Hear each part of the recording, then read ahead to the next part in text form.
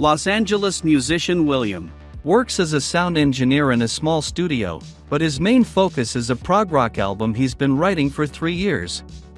However, it's far from finished, and with a new neighbor, an ugly big man named Vlad, who listens to music at full volume and makes so much noise that the walls shake, William can not only write, but function normally. An attempt to reason with Vlad leads to his accidental murder, but the decision to dismember the corpse becomes truly fatal. The sawed-up Vlad somehow revives and begins to teach William about life. The key to understanding the comedy horror Destroy All Neighbors lies in its protagonist's fascination with prog rock. It's a direction of rock in which the emphasis is not on melody, not on emotion, and not even on drive, but on creative search.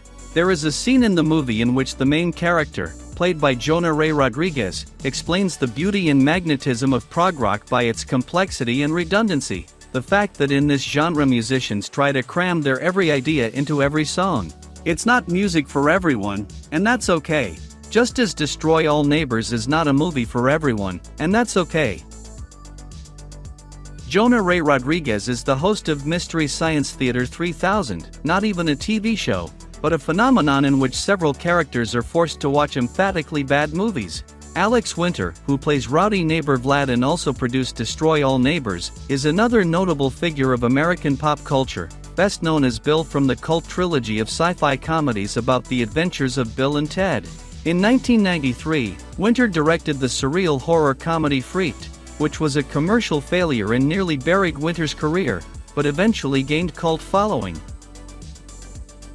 Destroy All Your Neighbors obviously grows out of somewhere from Freaked and that weirdly absurd 90s humor that abounded on MTV in those years and, for example, is present in such cult films as Dark Backwards, Brainscan, and Idle Hands. Everything that happens in it hardly fits into the laws of traditional dramaturgy. It's pure creative exploration, an out-of-genre jazz impromptu that doesn't so much scare or make you laugh as it does surprise you in the first place. It's a movie that you watch just to see what kind of things its creators will come up with and how they will solve them.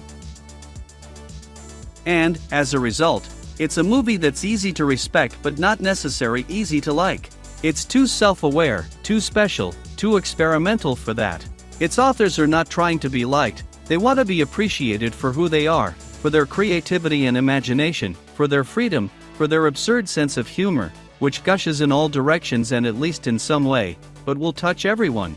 Personally, I got into Destroy Your Neighbors with Thomas Lennon's character, the stuffy boss of William, who gives out ingenious insights about what rock and roll is, like rock and roll is about being on time.